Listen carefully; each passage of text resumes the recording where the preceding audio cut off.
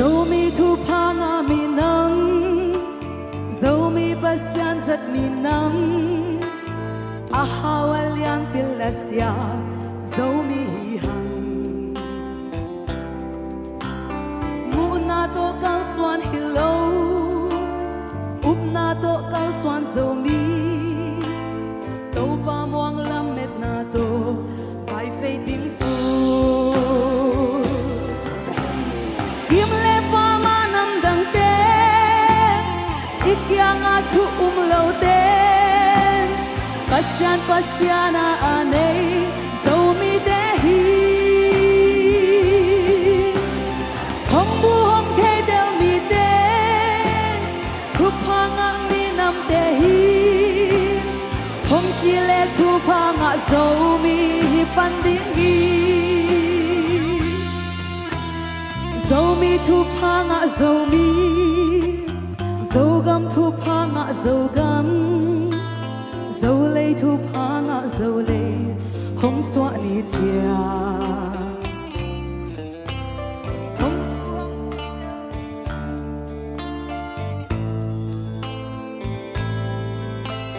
Nói lu thơ kiat zomi te no lo di Minam dang te zogam ma Hong pai hong sin hong ho di Tu lai ta ka hong sim bo te hong tau kai di Zomi mai pa mo nuam loan Hong mai en ngom ki tu in Khat le khat ki he swa in Kap liang di gu hi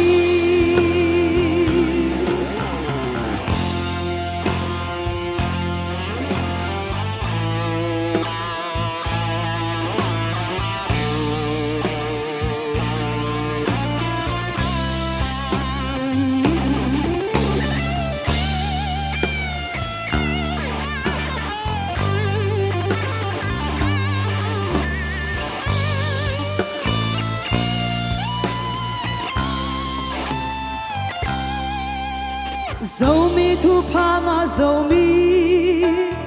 Zogam tu panga zogam Zole tu panga zole Hong swani tia Buba thelo singam ma Sangam mel magvang khwa a Noi lu thel kiat zomi de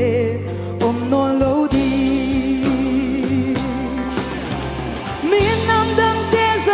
ma hong pai hong sin hong ho di tu lai da ka hong sim mo te hong tau kai di zomi mai pa mo nuam lo hong mai en nuam ki tu in khat le khat ki he swa in kap liang di mu hi zomi mai pa mo nuam lo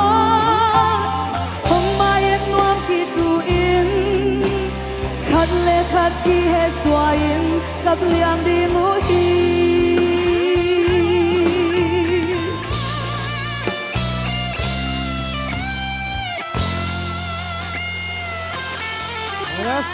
Naselwa kaganda to kante Sa gamno siya lami pa toy na pelay ni ele